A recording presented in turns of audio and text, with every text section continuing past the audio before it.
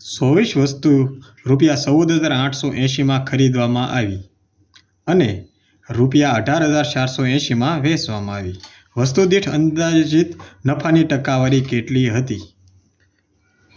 આપણને પૂછવામાં આવ્યું છે વસ્તુ દીઠ નફાની ટકાવારી કેટલી હતી, એટલે આપણે ટકાવારી ગોતવાની છે. હાલો આપણે આગળ વાંચીએ. 14,880 ખરીદવામાં આવ્યું, એટલે ખરીદવામાં કેટલામાં આવ્યું, એટલે ખરીદ કિંમત થઈ આપણી 14,880 અને ₹18,480 વેચવામાં આવ્યું, એટલે કે આપણી વેચાણ કિંમત કેટલી થઈ? વેચાણ કિંમત થઈ આપણી 18,480. સ્વાભાવિક વાત છે.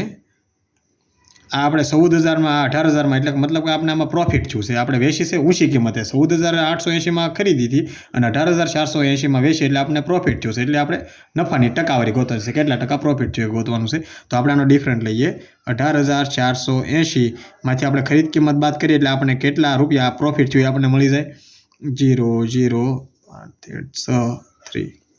ઓકે, આપણને આપણો બાદબાકી કરવાથી એટલો આપણને 3600 રૂપિયા, આપણે 3,600, એટલે કે 3600 આપણને પ્રોફિટ કેટલાએ મળ્યો? તો કે આપણને દીધું છે 14,880 આપણને એટલો પ્રોફિટ મળ્યો. પણ આપણે એક અહીંયા વસ્તુમાં કીધું છે અંદાજિત, એટલે અંદાજિત નફાની ટકાવારી, એટલે આપણે એપ્રોક્સ લેવાનું છે. આપણે એવું ફાઇનલ આંકડા લેવો હોય ને, એટલે આપણે 14,880 છે ને કે આપણે 15 અંદાજિત લઈએ કે ગુણ્યા કેટલા ટકા એ કરવાનું છે? 100%. હાલો આપણે આને કાપો. ઓકે, આ 3 મીંડા, આ 3 મીંડા ડન. 15 એકા 15, 15 દુ 30, 6 વજા 0, 1560. એટલે કે મતલબ કે આપણને 24% આપણને પ્રોફિટ થયું છે.